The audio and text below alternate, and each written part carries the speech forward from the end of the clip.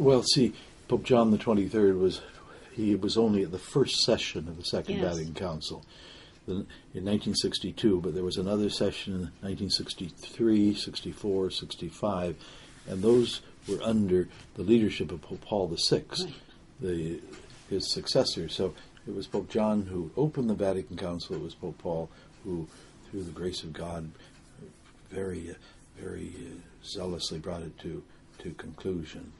And my own, yes, I was in Rome. I was in Rome under 4 popes. 4. I knew there was more than a couple. It was Pope John the 23rd. However, of those 4 popes, I only worked for 3 of them. Mm-hmm. I did not work for Pope John the 23rd, but I did work for Pope Paul VI for many, many years, and then for Pope John Paul the First, who was our Pope only for 33 days, and then Pope John Paul II for a number of years, and then I left to come back to the United States, and then, of course, my 5th Pope is Pope Benedict. But I was one of the cardinals to elect him. Yes. But I was privileged just to work very closely with Pope Paul VI, who brought the council to conclusion, and then his successors, and then to travel all around the world with Pope John Paul II. And actually the first time in my whole life that I ever came to Philadelphia was in 1979 with Pope John Paul II. Uh-huh. He was on his major visit to the United States, his first major visit, and one of our stops was Philadelphia. And, of course, we had the Mass in Logan. I was there. Beautiful. And then we also went to St. Peter's Church to venerate our saint, St. John Newman. Mm-hmm. And, of course, at that time I didn't know that someday I would end up being his successor, the successor to the 4th bishop of St. John Newman. But it was a thrill, even without knowing that, to kneel before John Newman with Pope Paul II, yes, and to have that introduction to Philadelphia in 1979. So little did you know that you'd be back there years later as the Archbishop and yes, finally as the Cardinal of the Archdiocese.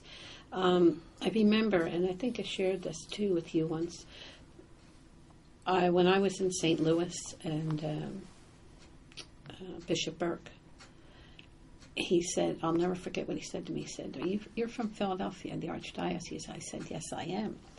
And he said to me, he said, you're Cardinal. He said, he left my diocese in such wonderful spiritual shape.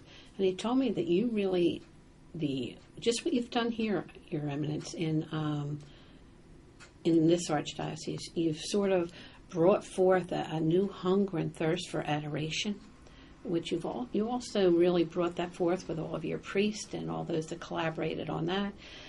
He said it was almost in every diocese by the time you left. You mean in every parish? In every parish, yeah.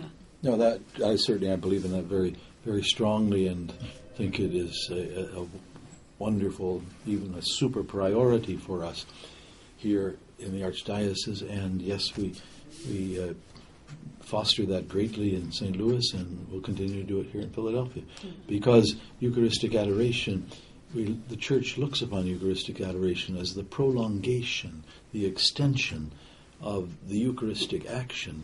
We go to Mass, which is so important, to participate in the Eucharistic sacrifice, and that is the principal part of the liturgy. However, at the end of Mass, by the privilege of the Church, we are able to extend this Eucharistic action through adoration, which in turn then becomes a preparation for the next time we are privileged to go back and celebrate the Eucharistic action again. Mm. So it's the Eucharistic sacrifice prolonged in Eucharistic adoration, through which we prepare once again to celebrate the Mass. You know, you've started so many wonderful things, and in this particular archdiocese, I remember when you, in all the different parishes throughout the diocese, you asked them to open up, I believe it was during Lent, and for the Sacrament of Reconciliation, and your priest responded beautifully to it. Yes, we're going to do that again this Lent, this coming Lent. Oh, wonderful. We've asked all the priests of the Archdiocese, please, to make confessions over and above their regular confession schedule.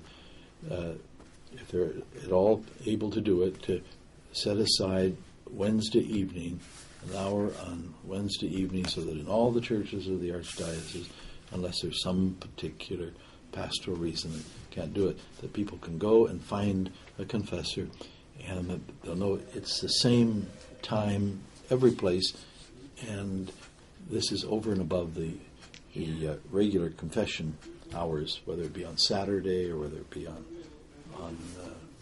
whatever day. Wednesday night or Saturday afternoon. No, but now we will have it on Wednesday. Yeah. On Wednesday night.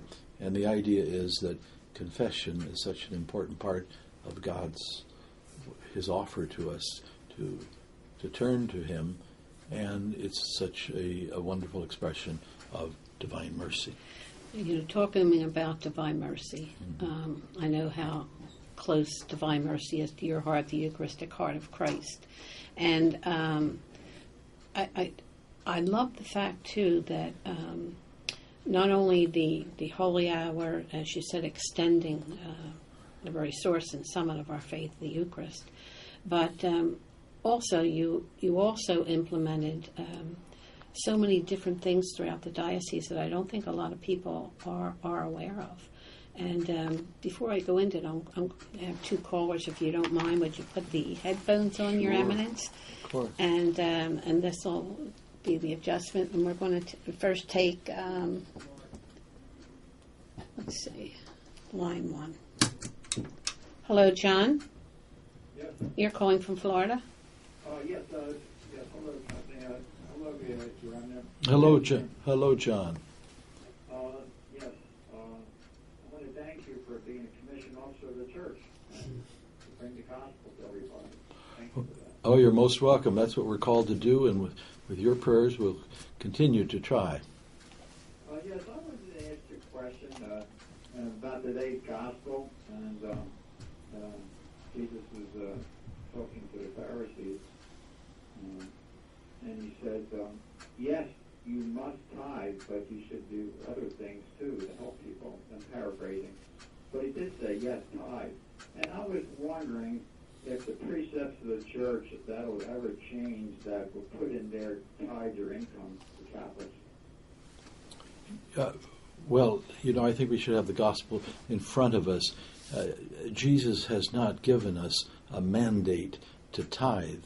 Certainly, everything about his teaching is that we must be generous. We must give of ourselves. We must support one another.